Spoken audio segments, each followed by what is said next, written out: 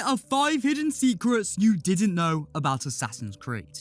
Assassin's Creed, 2007 to 2024 and beyond. It's an ever-growing video game series with an equal amount of growing lore, secrets, Easter eggs, and facts. For example, Assassin's Creed 1 has an Optimus Prime Easter egg, and Assassin's Creed 2 has a huge monster squid. Whilst everyone's complaining about mythical beasts in their newer games, they've been hiding throughout the series all along.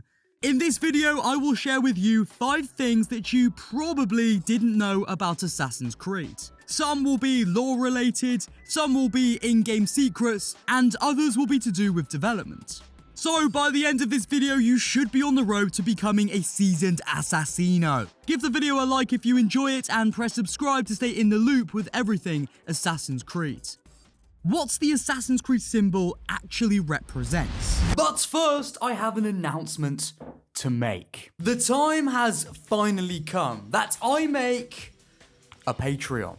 Yeah, that's right, we're out here making exclusive content now. No, not that type of exclusive content. That's coming in 2025, huh? For just $3 a month, you can get access to a bi-weekly podcast called Ezio's Penthouse. Yeah, I know. What a name. Each episode will be my in-depth thoughts on the AC series, as well as a space for me to chill out and chat with you guys on a more personal level. Episode 1 is out right now, and I cover my very heated thoughts on Assassin's Creed Codename Red. I am the prime example of the customers that you will lose on the masses. There's so many better games out there that I can play. Your games are not replayable because they're just a checklist, and there's no emotion to the story. There's no drive to level up and get cool things because you can just buy them in the microtransaction store. So why would I go back and play those games? As well as that, there's also an Assassin's Creed tier list. And hopefully soon I can get some other YouTubers in the AC community on too. As well as that, paid members and free members get access to the Exile Discord server. Now, this is an Assassin's Creed community Discord server where we can discuss AC news, we can talk about our favorite Assassin's Creed games, and if we just want to chill out, we can get to know each other, maybe send some memes. If this is something you are interested in, the link for my Patreon is in the description. Okay, back on with the video. We all know the symbol is a statement of world peace, but did you know how the symbol was created and how chance circumstance actually resulted in multiple layers of nuance? Let me explain. At the end of the main story in Assassin's Creed Origins, in a bid to let go of his deceased son, Bayek threw the eagle skull medallion worn by Khemu to the ground. It wasn't out of anger or betrayal, but acceptance of the truth. A core pillar the eventual assassin order would be grounded on. And there Khemu's medallion lay, in the sand, until Amunet, ex-wife of Bayek, would pick it up. What remained in the sand was an imprint of the underside of the eagle skull, a pattern that would go on to be the iconography of the Hidden Ones, then later the Assassin Brotherhood. Now, this was actually very clever on the story writing front. Eagles have always been the spirit animal, if you will, with the assassins, so what better way to come full circle than have the icon we have been looking at all this time also represent an eagle. As well as that, eagles are a representation of freedom to many, which is pretty much the entire goal of the Brotherhood, to seek peace and free will for the world. Moving on to something completely different, Assassin's Creed Revelations was originally meant to be a Nintendo 3DS exclusive called Assassin's Creed Lost Legacy.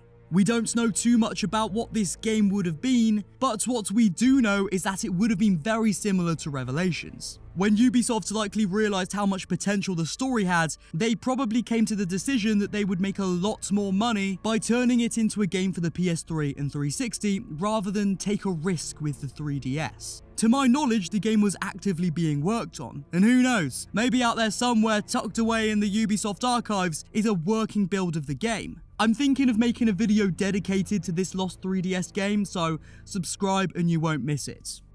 Now, this next thing might surprise you, not because it's so unknown, but because it's crazy how many people don't know about this. In Assassin's Creed 2, you can read all of Altair's Codex pages. What? I knew this. I know this. Yeah, I know, bro. Most diehard fans do. But you'd be surprised how many casual AC fans have literally no idea. which is why I'm here. I shall proceed. If you've played AC2, then you no doubt know of the many codex pages you must collect throughout the game. As a kid, I'd ignore all of them until Sean would tell me that I can't proceed until I have every single one of them. I'd then go on a 4-hour crusade across Italy to tediously gather each one. That's the extent of the codex for most people that played Assassin's Creed 2. But you can in fact read every entry of the codex in the Animus database. Each entry is a fascinating look into Altair's life post AC1. It gives the player added context to the worlds they are playing in, whilst being a fun change of pace between slicing up guards. Here's one of my favourite entries by Altair. This is what makes us assassins.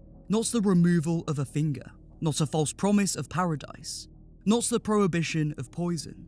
Our duty is to the people, not to custom.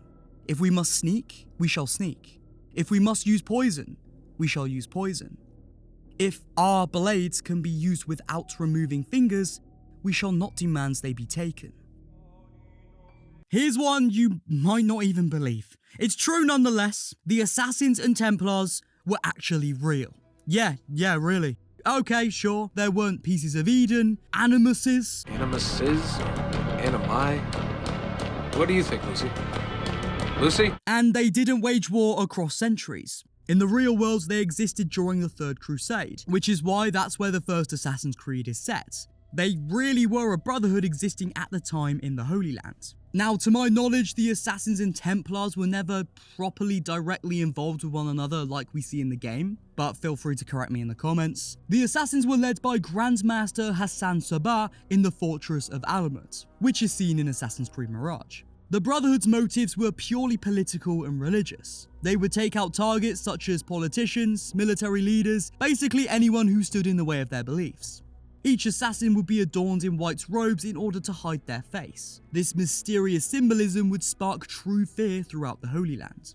One interesting note is that the assassins were one and done kind of guys. They'd sneak towards their target, kill them in full view of the public for the most dramatic impact. Then this would obviously end in death for the assassin involved. For a more in-depth look into the real history of assassins, check out this video by Thorty2.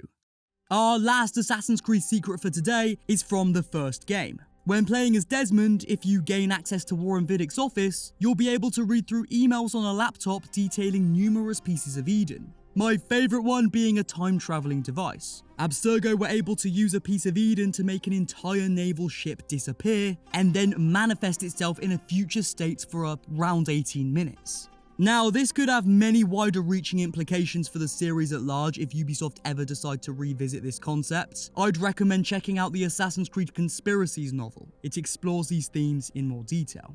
If you want to read through these emails yourself, you'll need to swipe Warren's key pen after Memory Block 3. This will grant you access to his desk laptop. Later in Memory Block 7, you will find a deleted email with the code to his office.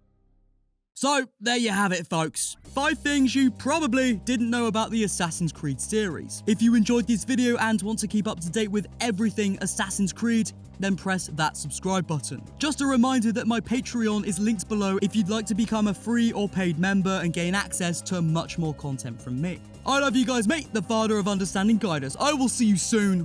Goodbye.